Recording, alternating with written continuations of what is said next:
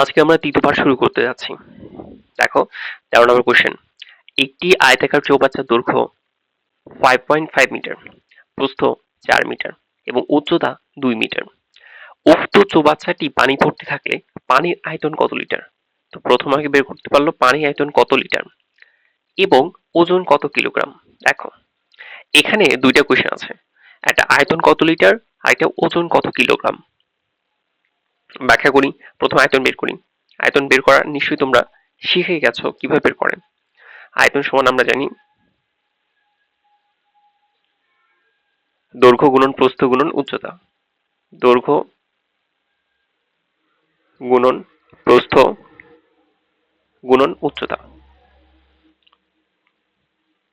দেখো এখানে কি কি দেওয়া আছে। দৈর্ঘ্য কত? 5.5 মিটার, প্রস্থ 4 মিটার এবং উচ্চতা 2 মিটার। এখন আমার এখানে একটা বিবেচনার বিষয় আছে, আমি কি এককগুলো মিটারে রাখবো নাকি সেন্টিমিটার নিয়ে যাব? বলো তো কি করা যায়? এককগুলো কি মিটারে রাখবো নাকি সেন্টিমিটার রাখবো? যেহেতু আমার নেওয়া যাবে লিটারে, তো সবচেয়ে ভালো হয় আমি যদি সেন্টিমিটার রাখি, কারণ আমরা এটা জানি 1000 ঘন সেন্টিমিটার, 1000 ঘন সেন্টিমিটার সমান 1 লিটার। 1 লিটার, এই তথ্যটা আমরা যদি প্রতিষ্ঠিত করতে পারি তাহলে আমরা খুব সহজেই লিটার পাবো। 1000 ঘন সেন্টিমিটার সমান 1 লিটার। শুরু করা যাক। দৈর্ঘ্য কত? 5.5 মিটার। তো 5.5 মিটারকে আমরা যদি সেন্টিমিটার কনভার্ট করব, দেখো এটা হচ্ছে দৈর্ঘ্য দেওয়া ছিল 5.5 মিটার। 5.5 মিটার কিভাবে সেন্টিমিটার নিয়ে যাব? আমরা জানি 1 মিটার সমান 100 সেন্টিমিটার। তো 100 দিয়ে গুণ করে দিব, 5.5 গুণন 100, এককটা হবে সেন্টিমিটার। আসে কত? 5000,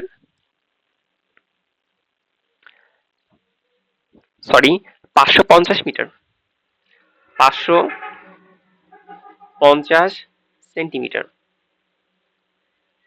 একইভাবে এবার প্রস্থ বের করব। প্রস্থ সমান 4 মিটার।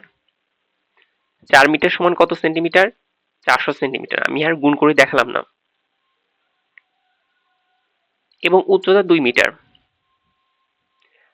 উচ্চতা 2 মিটার।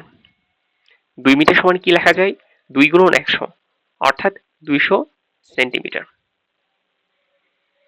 তো আমি শুরুতে বললাম যে কেন সেন্টিমিটার নিয়ে যাব, কারণ সেন্টিমিটার নিয়ে গেলে তুমি লিটার বের করতে পারবা, না হলে লিটার বের করতে তোমার একটু কষ্টকর হবে। তো 1000 ঘন সেন্টিমিটার সমান 1 লিটার। ঘন সেন্টিমিটার এটা হচ্ছে আয়তন একক, আমরা বের করছি আয়তন।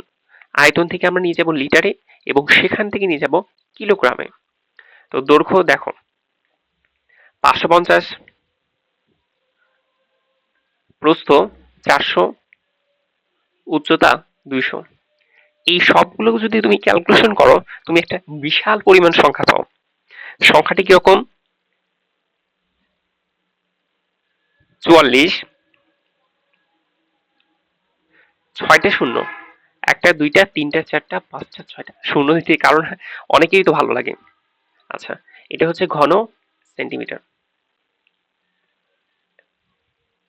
এরপর আসি 1000 ঘন সেন্টিমিটার সমান 1 লিটার। এখান থেকে আমরা ব্যাক করব কত লিটার।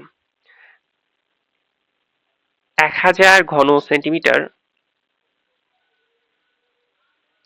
সমান 1 লিটার।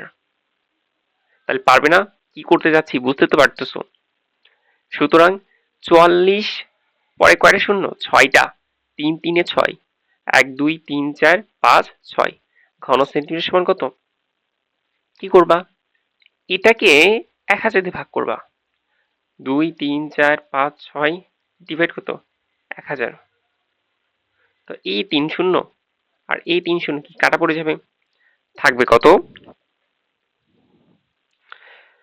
থাকবে হচ্ছে 44,000। 44 পরে 3টে শূন্য, লিটার। আর আরেকটা তথ্য তোমাদের জানা দরকার, সেটা কি তথ্য? সেটা হলো যে 1 লিটার পানি ওজন 1 কিলোগ্রাম। 1 লিটার পানির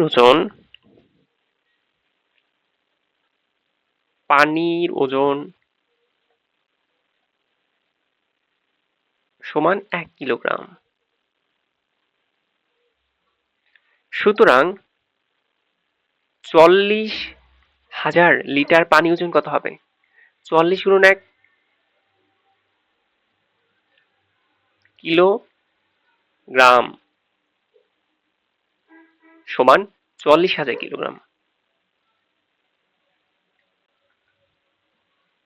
আচ্ছা, কিলোগ্রামকে বেসিক্যালি কিন্তু কিগ্রা লেখা হয়, একই বিষয়।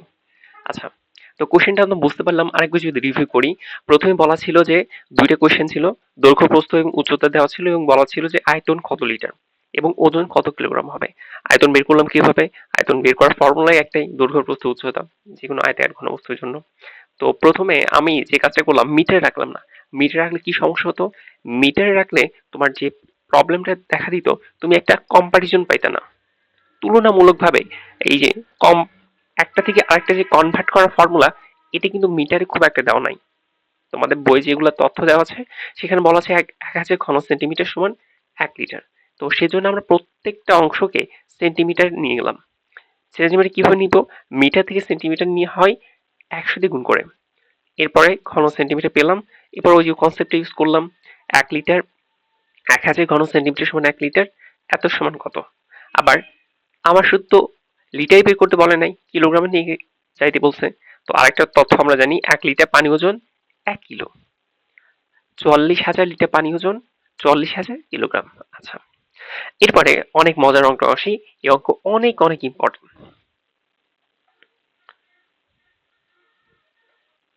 এই অঙ্ক অনেক অনেক অনেক অনেক অনেক ইম্পর্টেন্ট। আচ্ছা, ব্যাক করি। দেখো, প্রশ্নে কি বলা হচ্ছে, আয়তাকার একটি মাঠের দৈর্ঘ্য প্রস্থের এত গুণ। তাহলে প্রস্থ যদি ক হয়, একটু ভালো করে বোঝার চেষ্টা করো। প্রস্থ যদি ক হয়, দৈর্ঘ্য কত হবে? দৈর্ঘ্য হবে 1.5 ক, 1.5 ক। বুঝতে পারলাম? দেখো, প্রস্থের কত গুণ দৈর্ঘ্য? 1.5 গুণ দৈর্ঘ্য। প্রস্থ যদি ক ধরি, দৈর্ঘ্য হবে 1.5 ক। এরপর বলা আছে প্রতি বর্গমিটারে 1.90, অর্থাৎ 1.90 টাকা দরে ঘাস লাগাতে এত টাকা ব্যয় হয়। আচ্ছা, এখানে কি কোনো জায়গায় ক্ষেত্রফল বলে দেওয়া আছে? বলতো, একটু চিন্তা ভাবনা করতে হবে। এখানে কিন্তু সরাসরি ক্ষেত্রফল না বলে থাকলেও পরোক্ষভাবে ক্ষেত্রফল বলে দেওয়া আছে। কিভাবে? এই দেখো, প্রতি বর্গমিটার, তাহলে এটা কি ক্ষেত্রফল নির্ণয়ের সূচক না? এখান থেকে কিন্তু আমরা ক্ষেত্রফল পাবো। প্রতি মিটার 2.50 টাকা দরে ওই মাঠের চারদিকে বেড়া দিতে মোট কত টাকা ব্যয় হবে?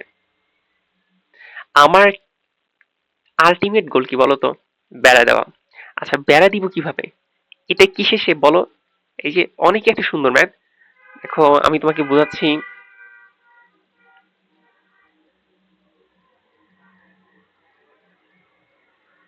আচ্ছা, এটা মনে করো একটা সুন্দর মাঠ। কেমন মাঠ? আয়তাকার মাঠ। এর চারপাশে আমি কি দিব? বেড়া দিব। এর চারপাশে আমি কি দিব? বেড়া দিব। ধরো এটা বেড়া দিলাম, বোঝাচ্ছি। তো এই যে বেড়া দিতে হলে, এই যে আমি যদি এই অংশে বেড়া দিতে চাই, আমার কি দরকার বলো তো? এই অংশের দৈর্ঘ্য দরকার না? এই যে সম্পূর্ণ অংশ কি দরকার? দৈর্ঘ্য দরকার। আয়তাকার ক্ষেত্রে দৈর্ঘ্যটা কি আসলে? পরিসীমা না? আমি সম্পূর্ণ 1 রাউন্ড দিব, সেটা কি? সেটাই তো পরিসীমা। আচ্ছা, আচ্ছা, পরিসীমা পেলাম। তাহলে পরিসীমা নির্ণয়ের সূত্র কি? পরিসীমা নির্ণয়ের সূত্র যে হলো, পরিসীমা সমান লেখা যায় 2 গুণন দৈর্ঘ্য যোগ প্রস্থ। তাহলে এই অঙ্কে আমার যেটা জানার বিষয় সেটা কি? আমাকে দৈর্ঘ্য জানতে হবে, প্রস্থ জানতে হবে, এবং এরপর আমি পরিসীমা বের করতে পারবো। এবং যখনই আমি পরিসীমা বের করতে পারবো, তখনই আমি কিন্তু টাকা দিয়ে গুণ করলে খরচ বের করতে পারবো। আচ্ছা, আমাদের প্রথমে স্টেপগুলো লিখি যে কিভাবে আমরা আগাবো। স্টেপ নাম্বার গুলো লিখি। প্রথমে আমরা যে কাজটা করব সেটা হচ্ছে ক্ষেত্রফল বের করা। ক্ষেত্রফল বের করা।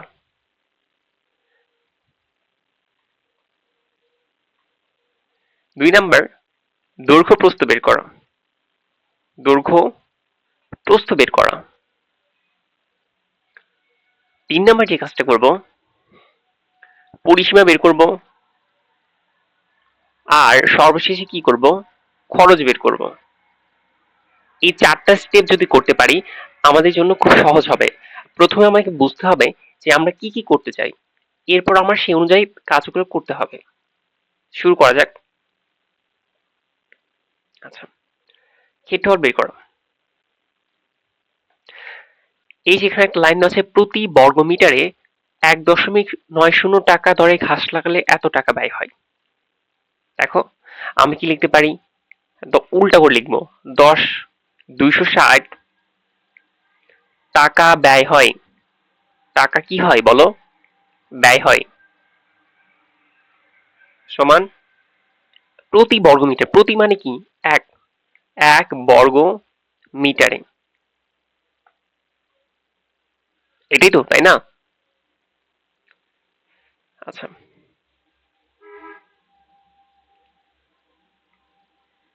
আমরা একটু ভুল লিখছি। আচ্ছা, আমরা একটু সংশোধন করি।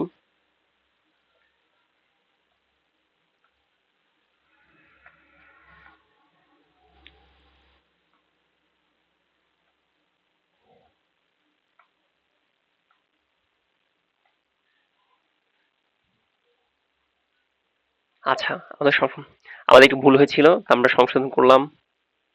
আচ্ছা, 1.90 টাকা খরচ হয় 1 বর্গ মিটারে। 1.90 টাকা। একে কত? 1 টাকা ব্যয় হয় 1/1.90। সুতরাং আমাদের মোট টাকা কত? 10,260। খরচ হবে কত?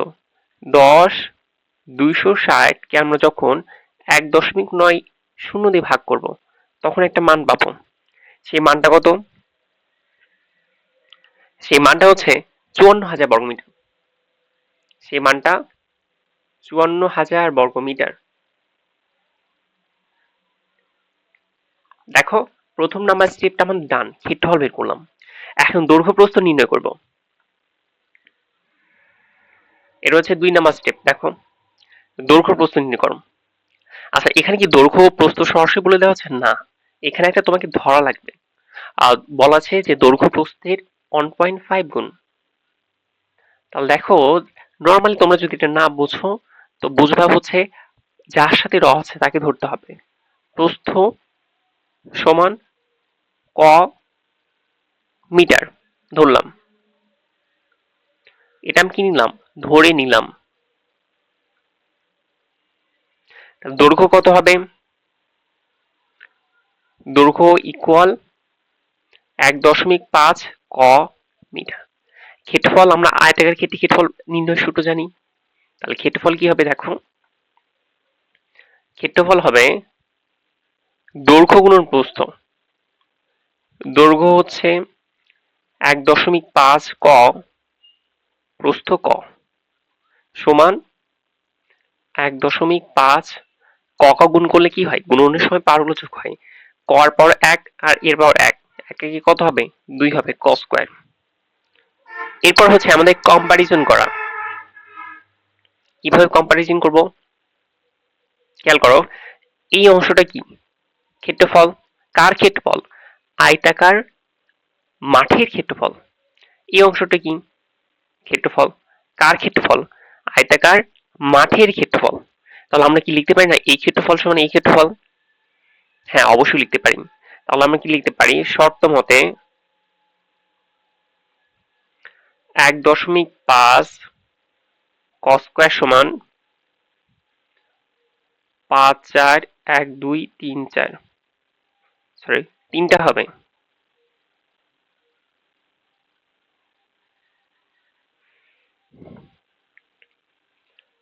5, 4, 3, 0। তাহলে কি হবে? cos স্কয়ার সমান 1.5 এ পাশে গুণ আরে ছিল ওই পাশে ভাগ হয়ে যাবে। 5,400 সরি 54,000 ডিভাইডেড 1.5। তা cos সমান cos স্কয়ার সমান আসে 3600। সুতরাং cos সমান রুট করে দাও। তোমরা এটা জানো 36 কে রুট করলে কত হয় বলো? 6। আর যেহেতু 3600 আছে তাহলে কি হবে? 60 হবে। এরপর আসি ব্যয়ের প্রসঙ্গ। আচ্ছা, এখন হচ্ছে তোমাকে যে বিষয়টা বের করতে হবে দৈর্ঘ্য প্রস্থ। 2 নম্বর স্টেপই আমরা আছি। দৈর্ঘ্য প্রস্থ কি বের করব? দেখো,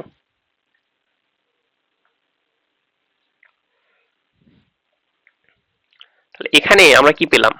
এটা কি? এটা হচ্ছে তোমার প্রস্থ। প্রস্থ সমান 60 মিটার। দৈর্ঘ্য দৈর্ঘ্য তো 1.5 গুণন 60 অর্থাৎ 90 মিটার। 90 মিটার পেয়ে গেলাম তো, তাই না? আচ্ছা, পেয়ে গেলাম। এরপরে দেখো আমাদের শেষের অবস্থা, শেষের আগেরটা হচ্ছে পরিসীমা বের করা। পরিসীমা নির্ণয়ের সূত্র কি? 2 গুণন দৈর্ঘ্য যোগ প্রস্থ। এরপর আমরা পরিসীমা নিয়ে আসবো। পরিসীমা সমান 2 গুণন দৈর্ঘ্য যোগ প্রস্থ। দৈর্ঘ্য যোগ প্রস্থ। আচ্ছা, 2 দৈর্ঘ্য কত? দৈর্ঘ্য 60। প্রস্থ কত? প্রস্থ 60। এটা 90 হবে। তো পরিসীমা আসে আমার 300 মিটার। 300 মিটার। এরপরে আমাদের কাঙ্ক্ষিত চতুর্থ নাম্বার স্টেপ আসবো, মানে খরচ বের করা। দেখো, প্রতি মিটার 2.50 টাকা খরচ করে ওই মাঠে চারদিকে বেড়া দিতে কত টাকা খরচ হবে? এরপর আমরা চতুর্থ স্টেপে আসবো। চতুর্থ স্টেপ কি? 1 মিটার খরচ দিতে খরচ হয়, 1 মিটার বেড়া দিতে খরচ হয়, বেড়া দিতে খরচ হয়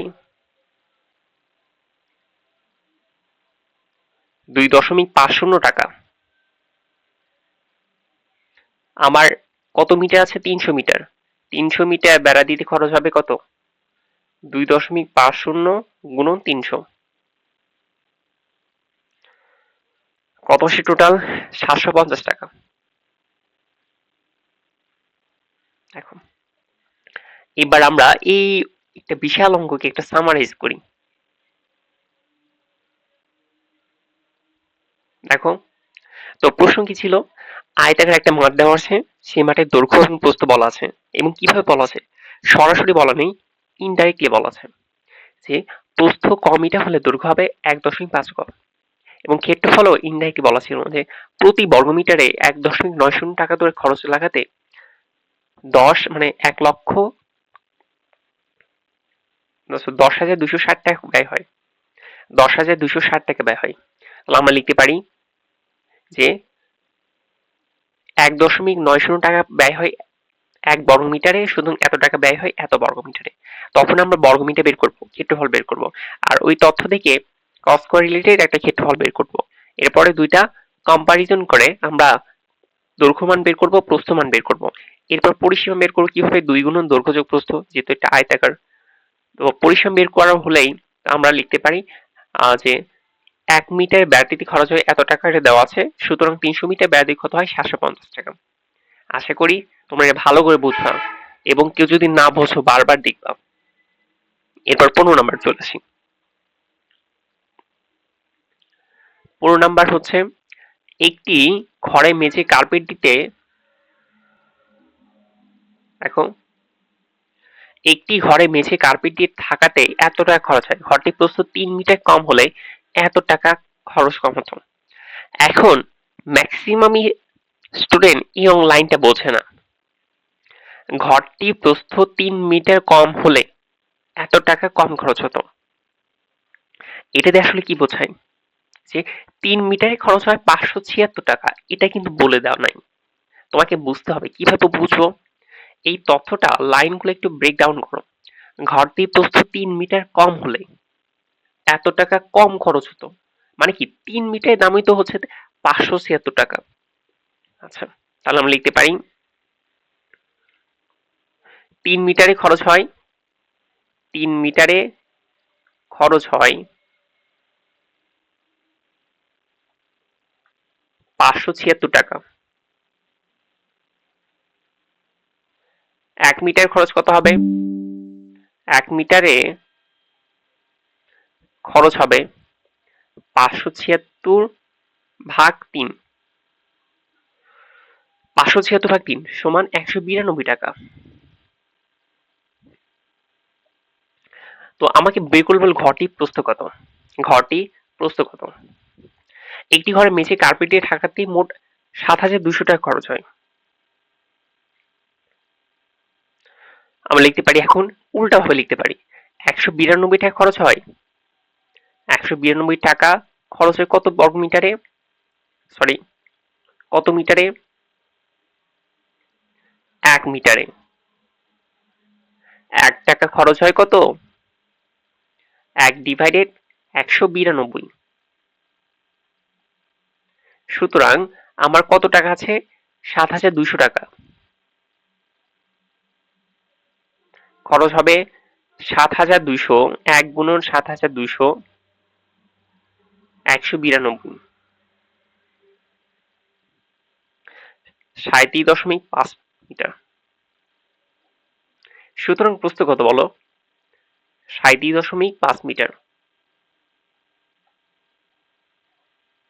দেখো, এবার একটু আবার সামারি করি। কি বললো? ওই লাইনটাই হচ্ছে মেইন, যে ঘরটির প্রস্থ কত এটা বের করতে বললো। ঘরটির প্রস্থ ৩ মিটার কম হলে, অর্থাৎ ৩ মিটারের জন্য তো খরচ হচ্ছে ৫৭৬ টাকা। তো ৩ মিটারের জন্য খরচ হচ্ছে কত? ৫৭৬ টাকা। দেখো এই লাইনে আসো। ৩ মিটার খরচ হয় ৫৭৬ টাকা, আমরা ১ মিটার বের করবো। আমার উদ্দেশ্য কি? প্রস্থ বের করা। প্রস্থ একক কি? মিটার। তো ১৯২ টাকা খরচ হয়, উল্টাভাবে লিখবো ১ মিটারে। একে কত? ৭,২০০ তে কত? করলেই আমরা কি পাবো? একটা অ্যান্সার পাবো। এটাই হবে কি? আমাদের কাঙ্ক্ষিত প্রশ্ন। আশা করি যেভাবে ধারাবাহিকভাবে যাচ্ছে, আরো এই অধ্যায় সহ সম্পূর্ণ বই এভাবেই চলে যাবে।